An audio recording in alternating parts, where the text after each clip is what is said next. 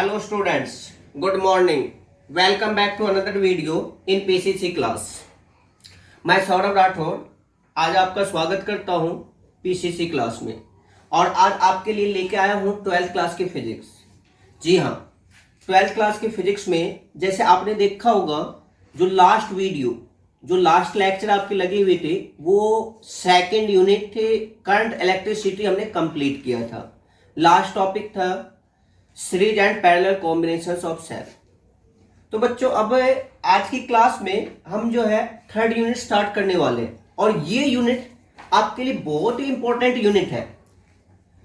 ये पेपर के दृष्टिकोण से और बाकी ऐसे भी ये बेसिक चैप्टर है। इसमें बहुत सारी सिमिलरिटी जो है फर्स्ट यूनिट से आएगी। इलेक्ट्रोस्टैटिक जो यूनिट थी आपके उनसे कई एक टॉपिक इसमें मैच करेंगे। जी हाँ, तो आज की क्लास जो है आपके लिए और ये जो यूनिट है बहुत ही इंपॉर्टेंट है, तो आप इसे बिल्कुल ध्यानपूर्वक अच्छी तरह से एक एक टॉपिक को समझिए। और जो भी टॉपिक आपको करवाया जाएगा ये बेसिक टॉपिक है। अगर ये बेसिक चैप्टर का जो बेसिक होते हैं ये यदि आपको सही समझ में आ जाए तो चैप्टर में कोई प्रॉब्लम नहीं हो। देखिए, हर एक वीडियो में मैं आपको बार बार कहता हूं कि जो यूनिट की स्टार्टिंग होती है उस वीडियो को आप स्किप ना करें। यदि आप स्किप करते हैं तो आपको समझने में प्रॉब्लम होगी। इसलिए हर एक वीडियो के डिस्क्रिप्शन में उनसे पहले वाली वीडियो की लिंक जो है दी जाती है, तो उस लिंक से आप जो है ना उनसे पहले वाली वीडियो देख सकते हैं। तो चलिए अब सीधे हम यूनिट स्टार्ट करते हैं और यूनिट का नाम है मैग्नेटिज्म। तो मैग्नेटिज्म क्या होता है? मैग्नेटिज्म जो है ये एक फिजिक्स की ब्रांच है जिसमें हम क्या करते हैं, मैग्नेट की स्टडी करते हैं। The branch of physics which deals with the study of magnet and their various effect is called magnetism. देखिए, मैग्नेटिज्म की डेफिनेशन आप यूं दे सकते हैं, the branch of physics which deals with the study of magnet and their various effect. It's called magnetism. It's called magnetism. देखो बच्चों, जो मैग्नेटिज्म में ये जो मैग्नेट है, मैग्नेट हम किसे कहते हैं? मैग्नेट क्या होता है? तो जो ये मैग्नेट है ना, मैग्नेट आपने देखा भी होगा, हिंदी में इसे हम बोलते हैं चुंबक। 10th क्लास में आपका एक चैप्टर भी था मैग्नेट से रिलेटेड। देखिए, जो ये मैग्नेट है ये कहां से हमें मिलते हैं? देखिए, आयरन जो है, आयरन है Fe। इनके दो मेन ओर्स होते हैं। एक ओर्स होता है Fe2O3 और एक होता है Fe3O4। जो Fe2O3 है इसे हम बोलते हैं हेमेटाइट। और जो Fe3O4 है इसे हम बोलते हैं मैग्नेटाइट। तो जो ओर्स होते हैं, हर एक मेटल का एक मेन ओर्स होता है और इसी ओर्स से हम क्या करते हैं, मेटल को ऑब्टेन करते हैं। इट मींस मेटल को एक्सट्रैक्ट करते हैं। तो हेमेटाइट से तो हम आयरन को एक्सट्रैक्ट करते हैं। जो मैग्नेटाइट है इससे हम क्या करते हैं, मैग्नेट को एक्सट्रैक्ट करते हैं। इट मींस मैग्नेट भी एक स्पेशल टाइप से आयरन ही है। तो ये मैग्नेटाइट ओर्स से ऑब्टेन किया जाता है। तो ये भी क्या है, अर्थ क्रस्ट में ही पाई जाती है। अर्थ क्रस्ट में पाई जाती है और इससे जो हम क्या करते हैं, जो मैग्नेट बनाते हैं वो मैग्नेट जो होते हैं, वो मैग्नेट जो बनेगा नेचुरल मैग्नेट यानी तो परमानेंट मैग्नेट। ये जो मैग्नेट है इनकी खास प्रॉपर्टीज होती है अट्रैक्शंस और रिपल्शंस। मैग्नेटिक सब्सटेंस को ये जो अट्रैक्ट करती है तो ये अपनी मैग्नेटिक प्रॉपर्टीज को इजीली लॉस नहीं करती है। तो ये नेचुरल और परमानेंट मैग्नेट होती है। आपको इसी यूनिट के दौरान चैप्टर में ये भी बताएंगे कि आर्टिफिशियल मैग्नेट हम कैसे प्रिपेयर करते हैं, तो आर्टिफिशियल मैग्नेट भी प्रिपेयर करेंगे। बट ये नेचुरल मैग्नेट जो है ये अपने मैग्नेटिक प्रॉपर्टीज को लॉस नहीं करती है, तो इसी से हम नेचुरल मैग्नेट ऑब्टेन करते हैं। मैग्नेट की मीनिंग बच्चों यूं लगा सकते हो, एट्रैक्शंस और रिपल्सन्स। देखिए सिंपली जो ये मैग्नेट है इसमें एक तो नॉर्थ पोल होता है, एक साउथ पोल होता है। जो नॉर्थ पोल ये पॉजिटिव, साउथ पोल नेगेटिव। तो अब जो ये प्लस प्लस वाले आ जाए तो ये आपस में क्या करेगी, रिपेल करेगी। Plus plus it mean north north आ जाए तो रिपेल करेगी, और नॉर्थ साउथ आ जाए तो अट्रैक्ट करेगी। तो ये अट्रैक्ट भी कर सकती है और रिपेल भी कर सकती है। तो अट्रैक्ट कब करेगी, जब अपोजिट हो। रिपेल कब करेगी, जब सेम हो। तो मैग्नेट की मीनिंग ही होती है इंटरएक्शंस, अट्रैक्शंस और रिपल्शंस। बाकी नेचर में जितने भी सब्सटेंस है बच्चों, इसे दो पार्ट में आप डिवाइड कर सकते हैं। एक होता मैग्नेटिक सब्सटेंस, एक होता नॉन मैग्नेटिक सब्सटेंस। मैं बात कर रहा हूं मेटालिक एलिमेंट्स की। जैसे मेटालिक एलिमेंट्स में देख लीजिए आयरन,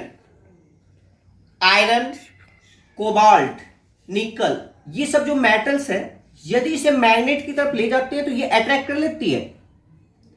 बट मैं बात कर रहा हूं कॉपर की, सिल्वर की और गोल्ड की। क्या ये कॉपर को अट्रैक्ट कर पाती है? नहीं ना। क्यों नहीं अट्रैक्ट करती है? क्योंकि ये नॉन मैग्नेटिक सब्सटेंस है।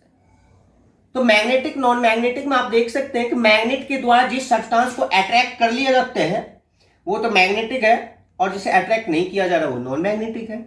तो मैग्नेट की खास प्रॉपर्टीज ही होती है अट्रैक्शन। ये मैग्नेटिक सब्सटेंस है जो मैग्नेटिक सब्सटेंस को अपनी तरफ खींचती है।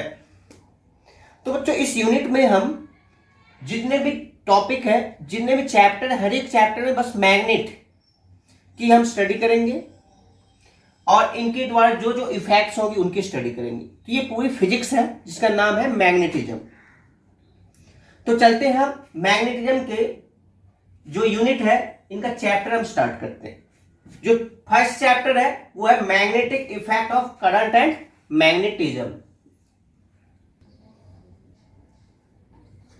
देखो जो ये फर्स्ट यूनिट जो है, सॉरी ये थर्ड यूनिट का जो फर्स्ट चैप्टर है ये है magnetic effect of current and magnetism.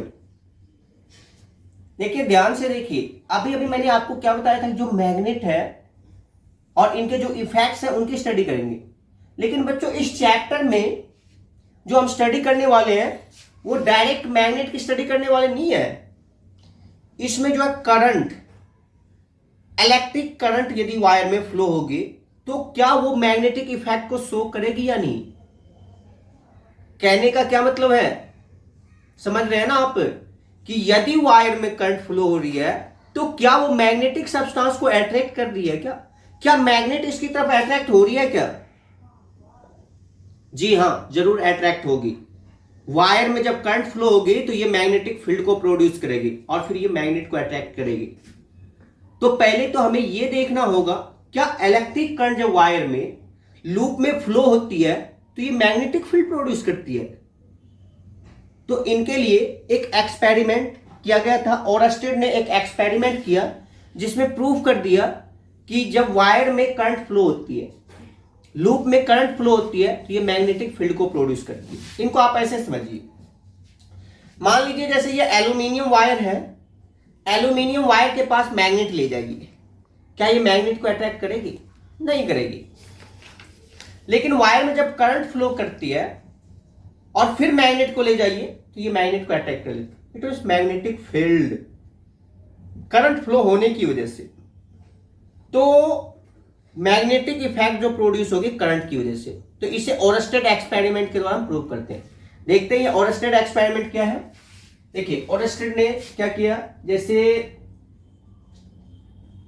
ये एक रेजिस्टेंस, देखिए रेजिस्टेंस मैंने बताया था बच्चों कि एक तो होता है रेजिस्टेंस, एक होता है वेरिएबल रेजिस्टेंस। वेरिएबल जिसकी वैल्यू चेंज होती हो, ये है रियोस्टेट, या तो वेरिएबल रेजिस्टेंस कह सकते हैं या रियोस्टेट। एक रियोस्टेट ले लिया और इसे चलिए हम सेल से कनेक्ट कर देते हैं। ये सेल से कनेक्ट करके ये सर्किट में, चलिए यहाँ पे एक की लगा देते हैं, ये वायर का नाम ए बी। अब देखिए हमने क्या किया, एक रियोस्टेट लिया और एक सेल, सेल का ये पॉजिटिव टर्मिनल और ये नेगेटिव टर्मिनल। जो करंट जा रही है वो पॉजिटिव टू नेगेटिव जा रही है, और इनके पैरेलल जो ये वायर ए बी है, इनके पैरेलल हमने क्या किया, एक बार मैग्नेट ले लिया। ये बार मैग्नेट ले लिया।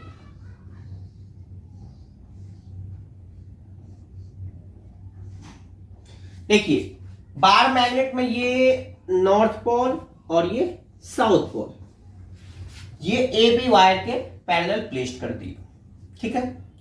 तो देखिए इस एक्सपेरिमेंट में क्या हुआ, जैसे ओरस्टेड ने एक रियोस्टेट लिया। रियोस्टेट हम किसे कहते हैं, जिस जो वेरिएबल रेजिस्टेंस होता है ना, उसे हम रियोस्टेट बोलते हैं।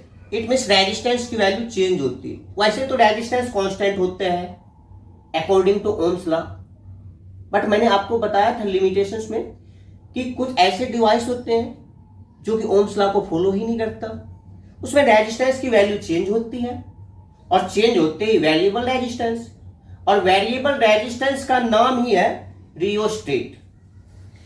तो ये है रियोस्टेट।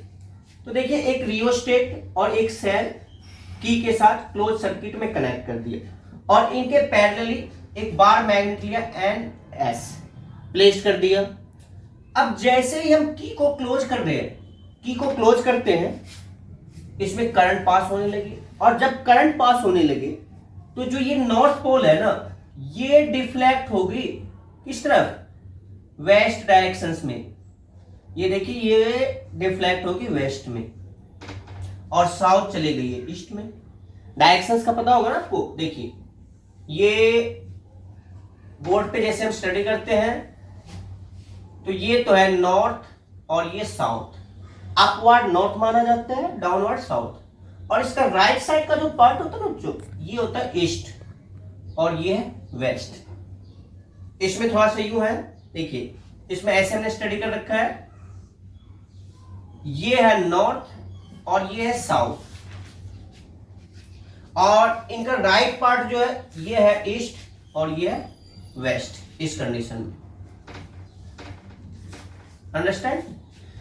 तो अब जो है ये नॉर्थ पोल वेस्ट डायरेक्शन में डिफ्लेक्ट क्यों हुई, करेक्ट कि मैग्नेटिक फील्ड को प्रोड्यूस कर दिया, जिसकी वजह से नॉर्थ को अपनी तरफ खींच रही है। फिर ओरस्टेड ने इसी एक्सपेरिमेंट को रिवर्स कर दिया, जो डायरेक्शंस ऑफ करंट इनको रिवर्स किया। करंट की डायरेक्शन पहले ए टू बी थी ना, अब ये सेल का जो टर्मिनल था, जहां पॉजिटिव था वहां पे नेगेटिव कर दिया, और जो नेगेटिव था वहां पॉजिटिव कर दिया। फिर उस डायरेक्शंस में ये नॉर्थ जो है ईस्ट की तरफ जाने लगी।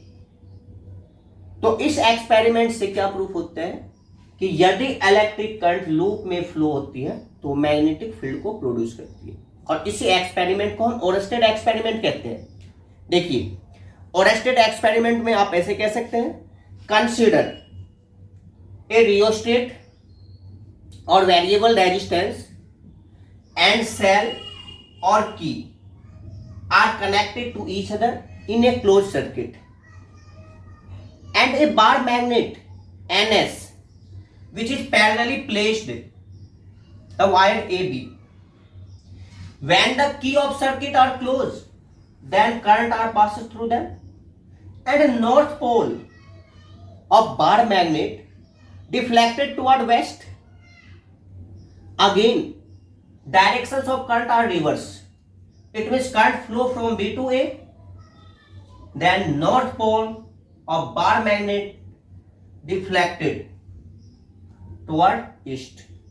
Therefore, this experiment is known as Oersted experiment, and experiments are possess the current carrying loop or produce the magnetic field. तो बच्चों इस एक्सपेरिमेंट से ये प्रूफ होते हैं कि जो मैग्नेटिक फील्ड प्रोड्यूस हो रही है वो करंट कैरिंग कंडक्टर भी मैग्नेटिक फील्ड को प्रोड्यूस करती है, और ये बातें ओरस्टेड ने अपने एक्सपेरिमेंट में बताया। देखिए इनको ऐसे, इस लॉ को एक्सप्लेन हम कर सकते हैं ampere swimming rule. Ampere swimming rule. आप देखिए एम्पियर स्विमिंग रूल इसी एक्सपेरिमेंट पे बेस्ड है। जैसे देखिए ये वायर है और ये वायर के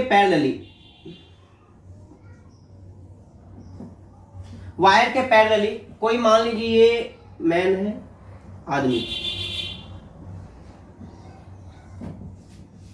अब जो है ये मान लीजिए ये फुट है और ये हेड है। तो एम्पियर स्विमिंग रूल को यहां से आप डिफाइन कर सकते हैं। कैसे? कह रहा है कि यदि वायर जो है जिसमें करंट फ्लो कर रही है, इसके अलोंग इनकी डायरेक्शंस में मैन क्या कर रहा है, स्विम कर रहा है, और करंट एंटर करे फुट से, तो ये क्या होगी, हेड से लीव आउट हो जाएगी।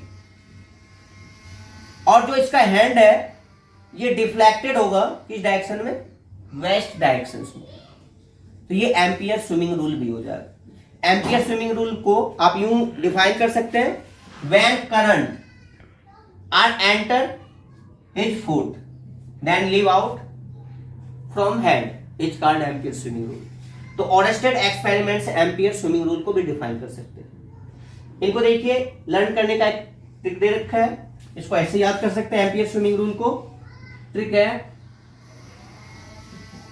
Snow, SNOW। क्या होता है स्नो? बर्फ होता है। बर्फ बोलते ही आपको समझना है एम्पियर स्विमिंग रूल। जी हां। अब देखिए स्नो की मीनिंग क्या है।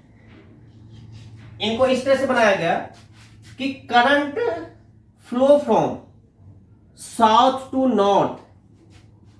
देखिए करंट जो जा रही है ये साउथ पोल है और ये नॉर्थ पोल, तो साउथ टू नॉर्थ, तो डिफ्लेक्टेड टुवर्ड वेस्ट। तो याद रखने के लिए इसको ऐसे ही कर सकते हैं, current flow from south to north deflected toward west. तो ये है बच्चों एम्पियर स्विमिंग रूल। देखो बच्चों इस एक्सपेरिमेंट से, इस लॉ से क्या प्रूफ हो गया, current carrying conductor magnetic field को प्रोड्यूस करता है। तो इस चैप्टर में आप जो स्टडी करने वाले हैं सारी की सारी स्टडी वही होगी कि लूप में, सर्किट में करंट फ्लो हो रही है और वो मैग्नेटिक फील्ड को प्रोड्यूस कर रही है। तो इस तरह से Oersted experiment, ampere swimming rule और ट्रिक से ऐसे याद रख सकते हैं। अब बच्चों नेक्स्ट टॉपिक है मैग्नेटिक फील्ड। अब देखिए मैग्नेटिक फील्ड किसे कहते हैं।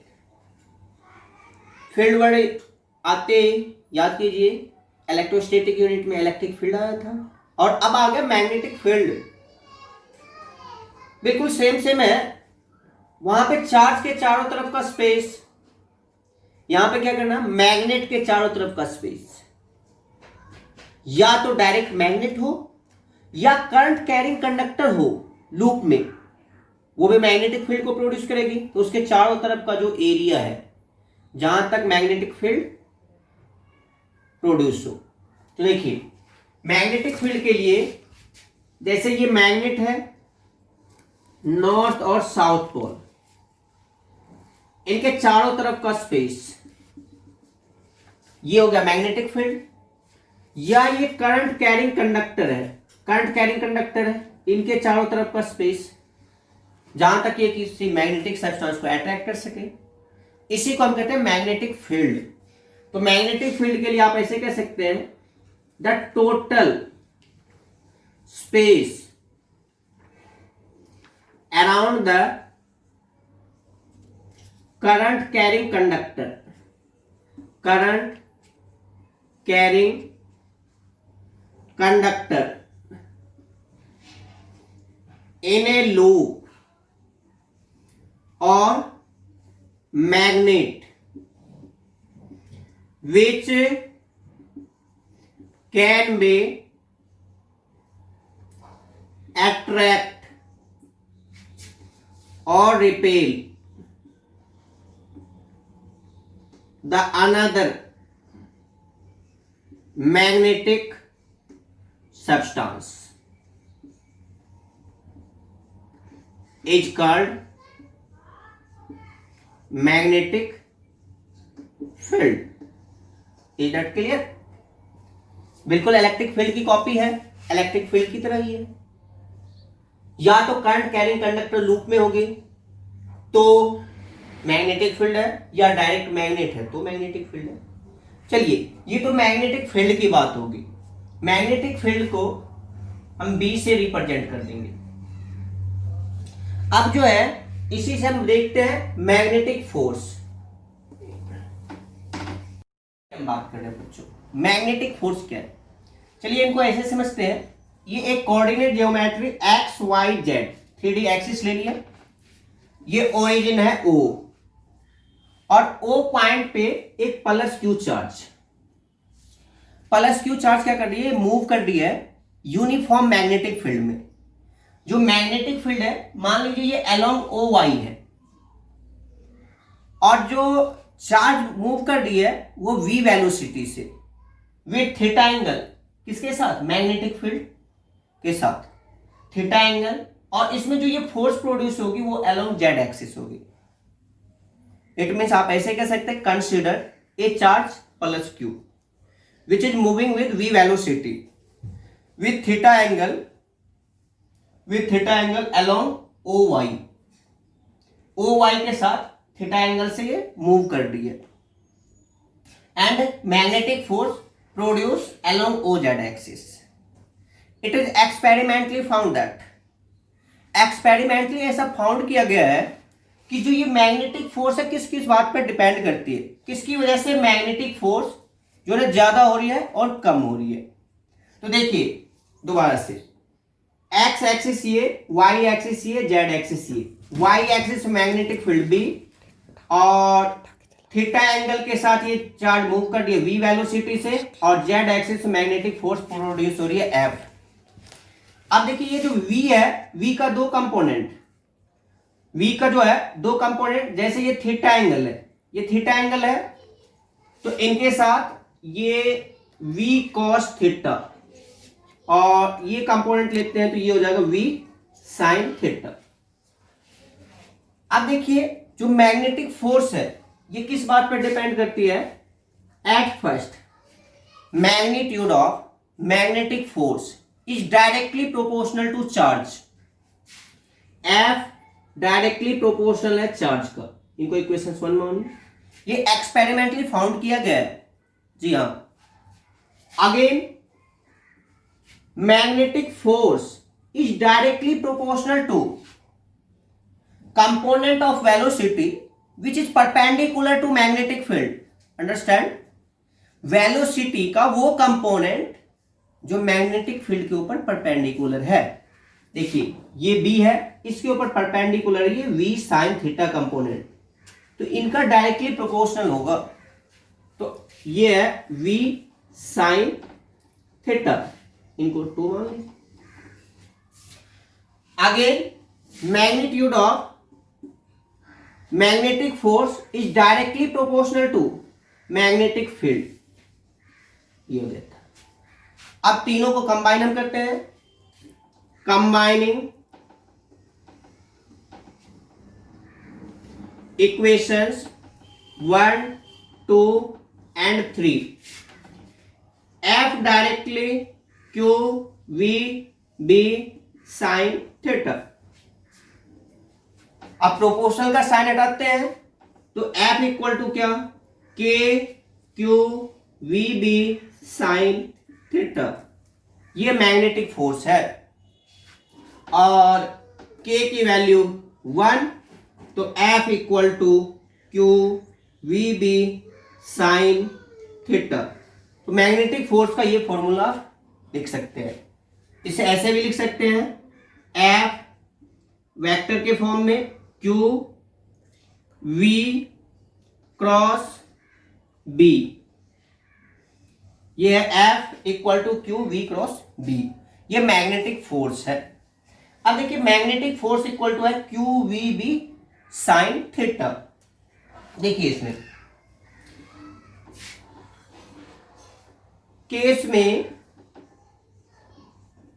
केस फर्स्ट, यदि थीटा क्या हो जाए, थीटा इक्वल टू हो जाए 0 डिग्री या 180 डिग्री, तो F equal to Q V B sine 0,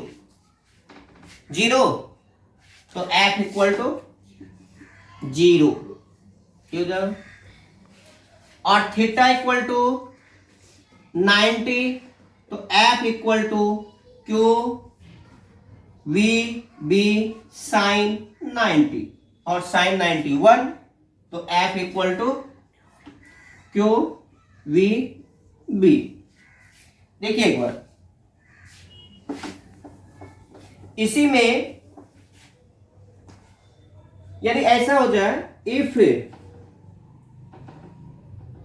Q equal to 1 coulomb, charge 1 coulomb लेते हैं, वेलोसिटी इक्वल टू 1 मीटर पर सेकेंड, और थीटा इक्वल टू 90 डिग्री, तो F इक्वल टू Q है 1, V is also 1 into B into sign 90, so F equal to B.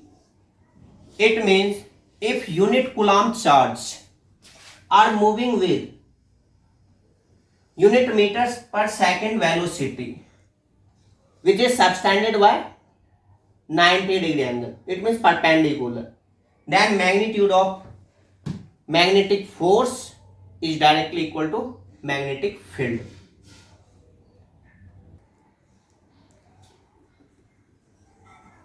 तो जो अभी आपने देखा मैग्नेटिक फील्ड किसे कहते हैं, फिर मैग्नेटिक फील्ड से रिलेटेड मैग्नेटिक फोर्स बताया गया। अब देखिए जो मैग्नेटिक फील्ड ऐसे हम बी से रिप्रेजेंट करते हैं, तो अब मैग्नेटिक फील्ड बी की यूनिट क्या होती है, इसकी यूनिट निकालते हैं।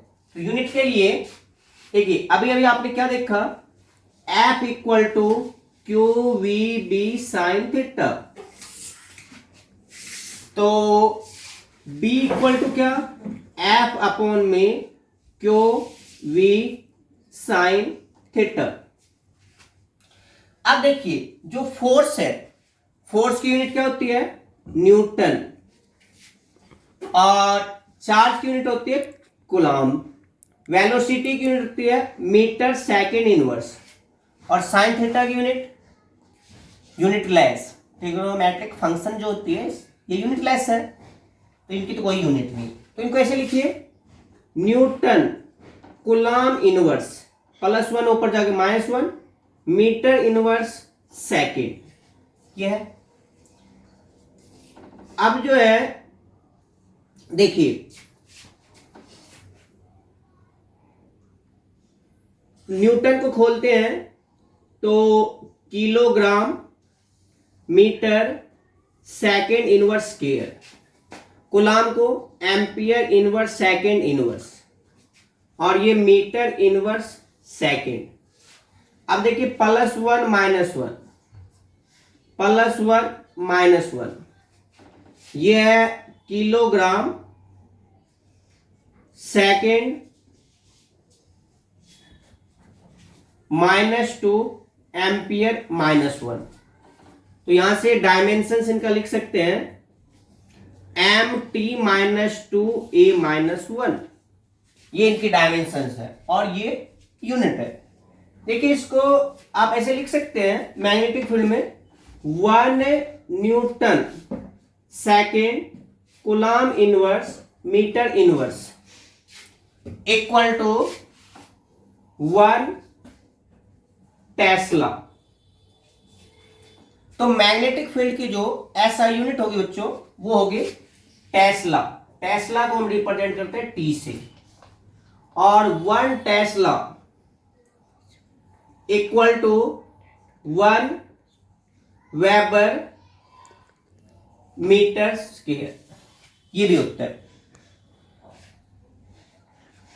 तो या तो 1 टेस्ला बताइए या 1 वेबर पर मीटर स्क्वायर, ये यूनिट हो जाएगी एसआई।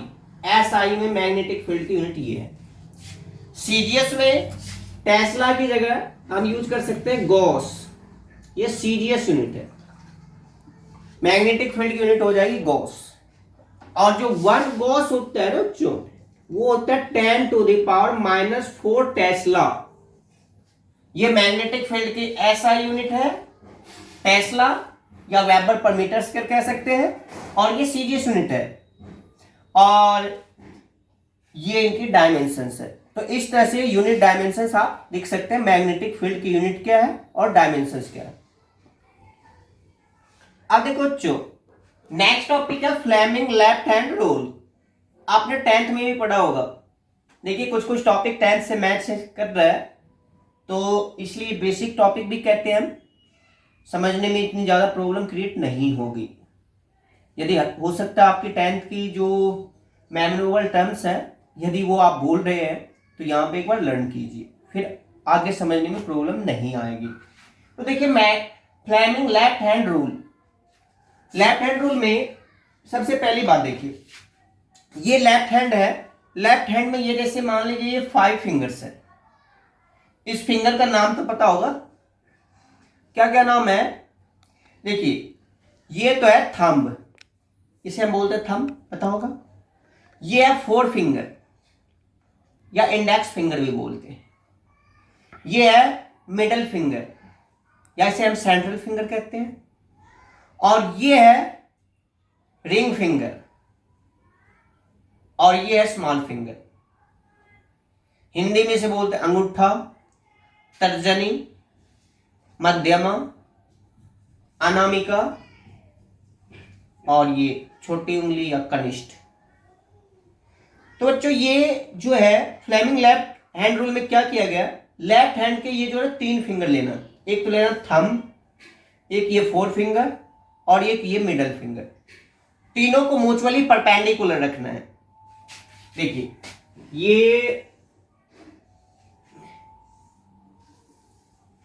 ये मान लीजिए थंब है, और ये है 4 फिंगर, और ये है मिड फिंगर।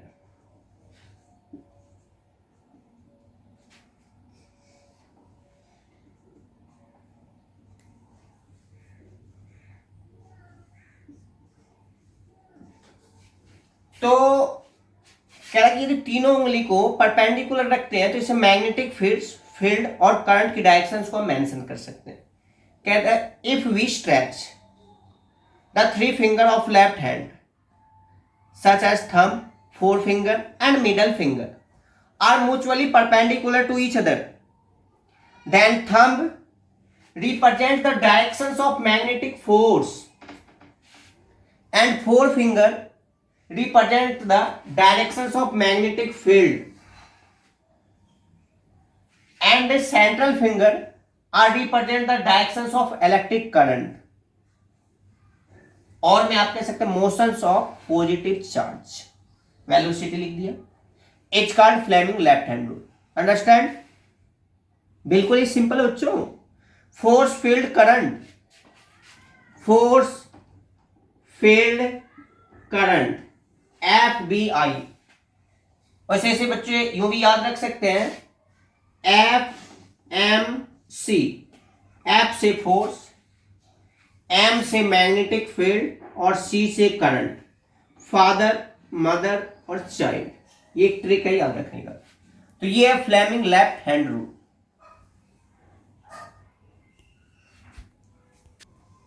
अब नेक्स्ट लॉ है बच्चों बायोट सावर्त लॉ, बहुत ही इंपॉर्टेंट लॉ बच्चों। इसी लॉ पे आगे के जितने भी डेरिवेशंस है, जो भी टॉपिक है, सारे इसी के ऊपर बेस्ड है। जैसे आपने देखा था ना फर्स्ट यूनिट में, शुरू के जो डेरिवेशंस थे कूलॉम्स लॉ पे, फिर गॉस लॉ पे। अब गॉस लॉ को क्रॉस करके ये मैग्नेट यूनिट में आते बायोट सावर्त लॉ लर्न करना है। तो देखिए बायोट सावर्त लॉ हम किससे कहते हैं, क्या होता है बायोट सावर्त लॉ? तो बायोट सावर्त लॉ से मैग्नेटिक फील्ड जो होती है DB, ये हम फाइंड आउट करेंगे बच्चों। DB, B तो मैग्नेटिक फील्ड है और D है स्मॉल एलिमेंट की मैग्नेटिक फील्ड का इंटीग्रेशन करके हम बी निकाल देंगे। देखिए बायोट सावर्ट लॉ में क्या बताया गया, मान लीजिए जैसे एक वायर है ये एक्स वाई जिसमें आई करंट फ्लो हो रही है, और इस वायर पे ये एक स्मॉल एलिमेंट ले लिया ए बी जिसकी लेंथ है डी एल, और हमें पी पॉइंट पे जो डी एल से आर डिस्टेंस पे है मैग्नेटिक फील्ड यहां पे निकालना है। ये थीटा एंगल के साथ सबटेंड है। बायोट सावर्ट लॉ को मॉडर्न फिजिक्स में लाप्लास लॉ भी बोलते हैं। तो बच्चों बायोट सावर्ट लॉ में क्या क्या याद रखना है, according to Biot magnitude of magnetic field is directly proportional to current, electric current का। फिर ये नेक्स्ट है magnitude of magnetic field is directly proportional to small element dl। Again magnitude of magnetic field is directly proportional sin theta,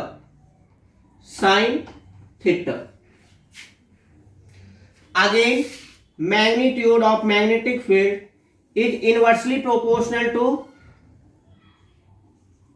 square of r, whose distance from AB to P।